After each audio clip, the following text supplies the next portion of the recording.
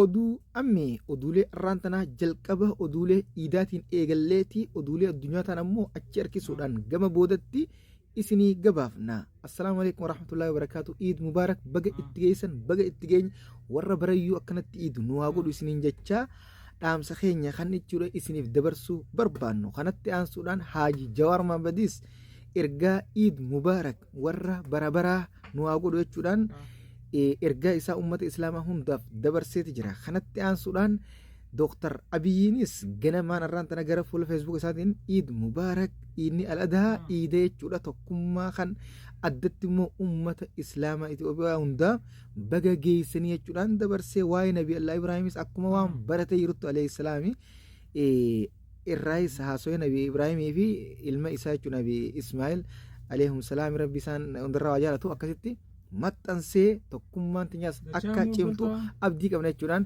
gabaaseeti jira. Akkasuma qondaaltonni biyya bulchaa jiran hundi isaaniitu ergaa baga geessanii galgala kana fuula jechuudha beejii isaanii irraatiin maxxansaa jiran. Kanaaf itti aansuudhaan ammoo tan dabalii poolisii magaalaa Finfinnee guyyaa iidaatiin walqabatee iida sababeeffachuudhaan boru dhukaasa gammachuu ayyaana iidaatiin akka jechuudha banuyaan akka dhukaasuyaan beeksisaniiti jiran. Kanaaf uummanni keenya kan iidaa jechuudha osoo bakka iidatti yaa'u jiranii dhukaasa dhageenis akka jechuudha poolisiin maali nama iida irratti dhukaasa bananii jettanii hin babbaarenne iida guyyuma gammachuma iidaatiif dhukaasu yaanaa jechuudhaan beeksisanii jiran. Asumaan hubadhaa isiniin jenna akka bira fudhattanii akka biratti warra miidiyaa kanaas fudhachiiftanii nun burjaayeessine isin jecha. Kanatti aansuudhaan poolisiin magaalaa Finfinnee jechuudha humniti nageenya nagee jechuudha warra jechuudha arafaa iida salaatuudhaaf dirree yaa'uuf nagee eeguuf akka gaariitti sochiidhaas eegalanii jiran labsiin jechuudha mana poolisii jechuudha magaalaa Finfinneetii waajjira Finfinneetii beeksifameetii maxxanfamee jira. Akkasuma poolisiin magaalaa Finfinnee akka baasetti ibsa galgala kana daandiileen jechuudha Finfinnee baay'een kanneen makiinaa irra imalan karaa masqalaa nyaachi deemu hedduu cufamuudhaas beeksisanii jiran. Asumaan shifeerotii yookaan sawwaaqotiin jechuudha konkolaachistoota akka jechuudha beeytanii jechuudha daandiileewwan hedduu Addis Ababa poolisii jechuudha beejii jala seenuudhaan daandiiwwan cufame hunda beeytanii akka jechuudha irraa mo'ixan akka konkolaachisuuf abdan asumaan dhaamsa isinii dabarsuu barbaanna. Itti aansuudhaan pirezidaantiin dhimma islaama dura ta'an jechuudha dhimmoota islaamummaa Itiyoo Dooktar yookaan Sheekh Hajji Ibraahim Tufaatiis haasaa taasisaniini uummanni islaamaa hundi jechuudha akkaataa amantii isaatiin kabajee jechuudha iida gaggeeffachuudha qabaa jechuudhaan dubbate. Akkasuma ergaa baga geessaniitis dabarsanii jiran nuti isaan hundaanuu baga geenye baga walumaanuu geessan isinis geessanii nutis geenye taqabbalallahu minnaa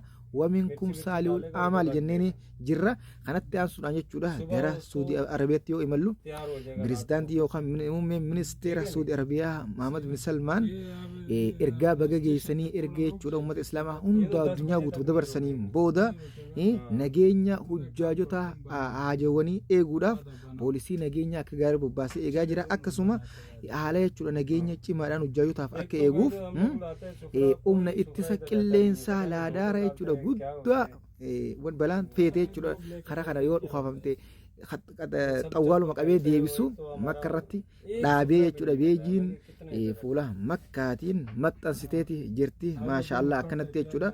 Islaamni innummaanu nageenya dura islaamummaan nageenya nagee labsitii nagee eeydiisi nagee kabachiifti maashaallah hedduu haa galatamu mootummaa biyya kanaatiis akkasuma mootummoonni Afrikaatis kanneen akka mootummaa Jibuutii Soomaaliyaa kanneen hedduu jechuudha ergaa Afrikaanota baay'ee fi addunyaa baay'eenis ergaa baga geessanii ummata islaamaa addunyaa tanarra jiru hundaafu dabarsaati jiranii jechuun nutis baga geessanii jenna.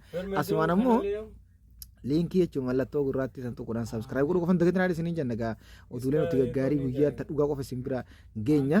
Ergaa hoggantootaa fi akkasuma sheekotii fi daa'iwwanii fi hundi ummata islaamaa hundaaf baga geessanii iida arafaa iida guddaa iida ulfinaa iida kabajaa kanaan jaan hunda isinii dabarsaa gara oduulee jechuudha addunyaa tangaa guyyaa guyyaan galgala isinii dhiyeessinu yeroo hundatti isinii achi dabarra ammaan tana akkuma oduulee addunyaa tan biyya keessaatiin isinii eegallutti tan biyya keessaatiin isinii eegalla carraaqii Itiyoon ulaa garaanaa argachuudhaaf godhaa jirtu mootummaan Ameerikaa akka deeggaru imbaasii Ameerikaa tan Finfinneetti argamtuun ibseeti jira. Kanatti aansuudhaan bulchiinsi Tiraambii biyyoota lammiileen biyyoota 12 akka Ameerikaa hin seenne dhorkeeti jira. San keessaa biyyoota akka Soomaaliyaa, Eertiraa dabalatee biyyoonni 12 dhorkamaniiti jiran. Lammiileen biyyoota 12 barnootaafis ta'ee akkasuma hojiifis ta'ee waan hundaanuu akka Ameerikaa hin seenne dhorkee jira. Akkasuma labsiin har'aan tana jechuudha raggaasise kuni guyyaa jechuudha waxabajjii 9 maali hojiirra akka oolus beeksisaniiti jira. Waan ajaa'ibsa ta'a Itiyoon biyyoota 12 kana keessa hin jirtu jechuudha. Itiyoo Ameerikaan yeroo hedduu qoqqobbiirra kaa'uudhaan beekamtu biyya tana keessa hin galchine lammiileen Itiyoo Ameerikaa akka seentu jechuudha beekamaadhaan seentii.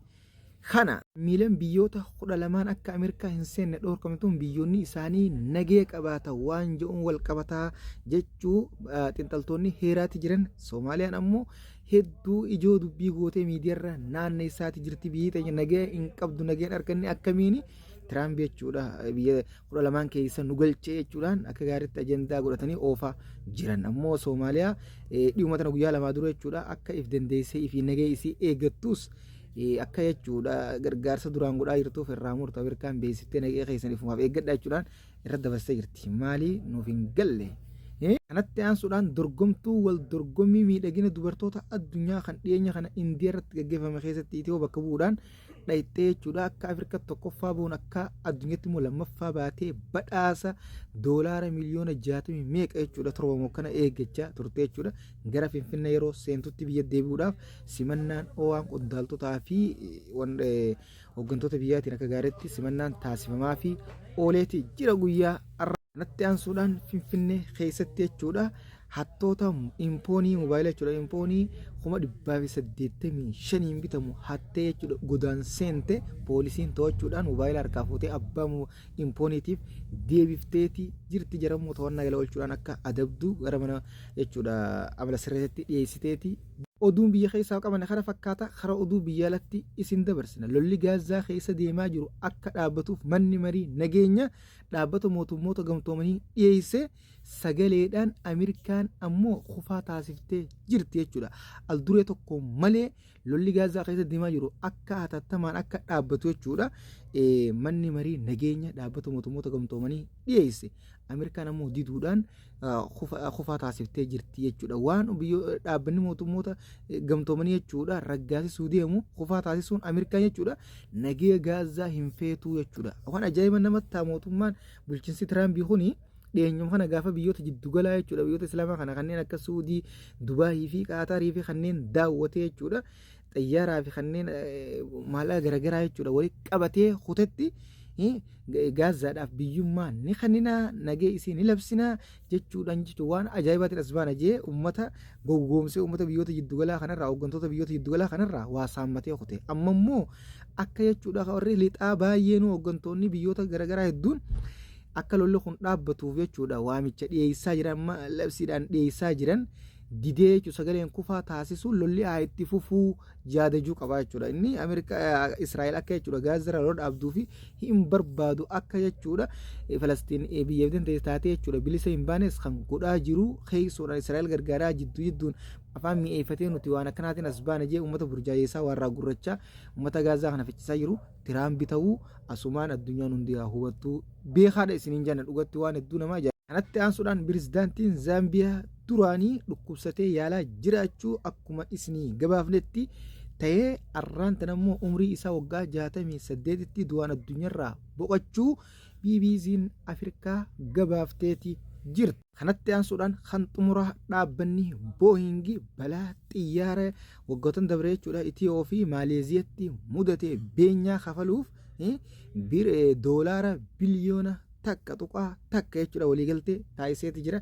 Lammiileen ammoo jechuudha balaa xiyyaara jechuudha mudattee Itiyoo fi Maaleeziyaa keessatti jechuudha mudate kana dhiiroo kanarratti jechuudha kun ammoo jaarmayaan akka jechuudha galmaa'onis waamicha dhiyeesseeti jira. Kanarratti jechuudha beenyaan isaanii akka kafalamus dhaabbanni Booyingii mallatteessee waliigaltee godhaati jira. Kun cuunfaa oduu guyyaa irraan taraa oduu irraa qaban kana fakkaata kan biraatiin hanga olee sheerloot godhan facaasaa akka isin dhiyyeessu oduu ammeeti ammoo oduulee guyyaa guyyaan haaree argachuudhaaf chaanaala keenya kana jechuudha mallattoon gurraatti harka mirgeertoon tuquudhaan sabskaraayib godhaan nutti dabalamaa maatii keenya ta'a galatooma assalaamu alaikum warahmatullaahi wabarakaatu.